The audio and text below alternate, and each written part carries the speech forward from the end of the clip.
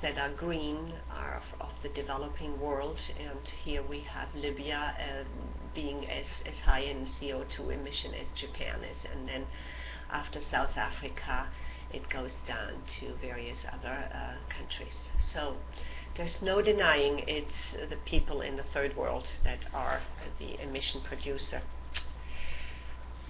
Creating our paradise right along with the O with the U for unfair trading practices. This as opposed to the fair trading practice. I find that environmentally it is very important to set a context and stage for lawful behavior and opportunities that involve more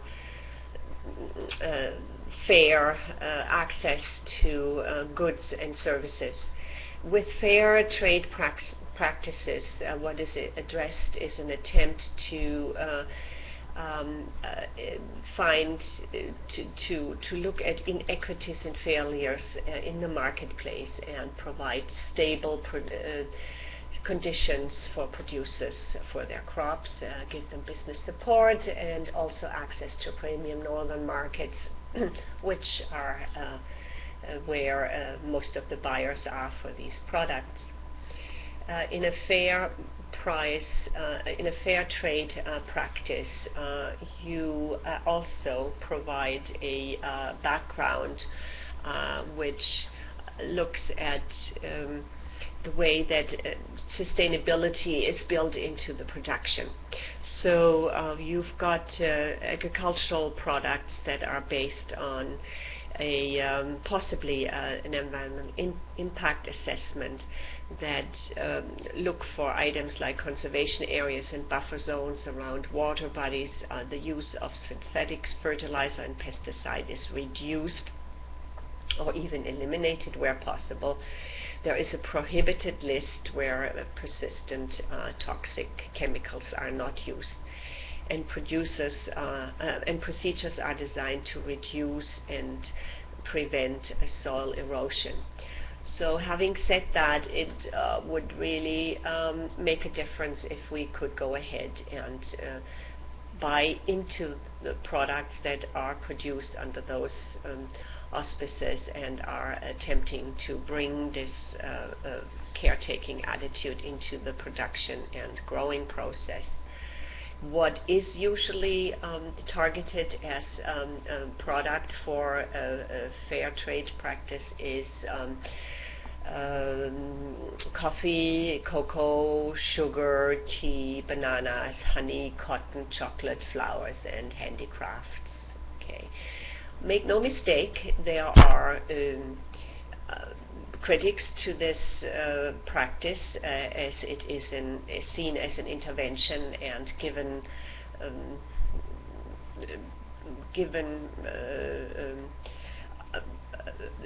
allowing for other people to have advantages. But we look at it as a model that has been very successful. For instance, total fair trade sales in the US amounted in 2007 to $2.62 billion. So that's not bad. And the better thing yet is that it had risen by 47% year-round.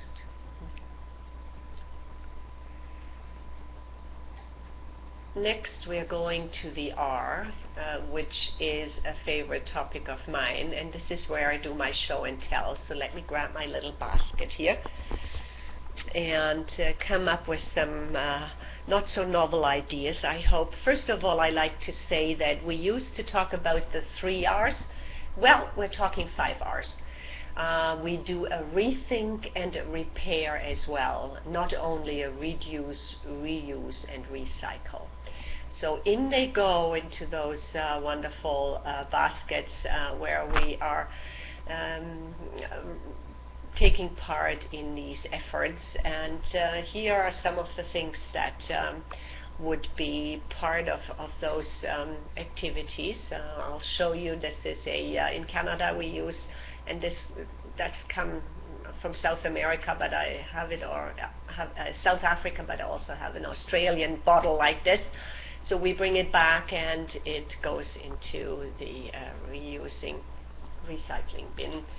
We have, of course, something that we shouldn't be using with aerosol spray, and that is if you have those tin cans that use bring out the chemicals. We are thinking of reducing electricity by using energy efficient bulbs here. This is what I do. I buy in bulk, and then I have smaller containers that are used for direct usage in the bathroom, for instance, here. This is a beef of mine. I don't know whether you can see. We are talking about these hard plastic containers where vegetables and fruits are brought in, and I really think it's only a low recycling opportunity, and it's much too offensive when it comes to alternatives like, for instance, a carton or something of that nature. We all do our duties with newspapers, and many of us, I understand, are reading the newspaper online, so we don't even read paper at all. I am still seen to be using styrofoam cups, and so does actually Starbucks and many of the other coffee places, Tim Hortons and the like. But that will change, I understand, and what a difference that will make to the garbage. And last but not least, I have something here that's also near and dear to my heart, and that's the bottle.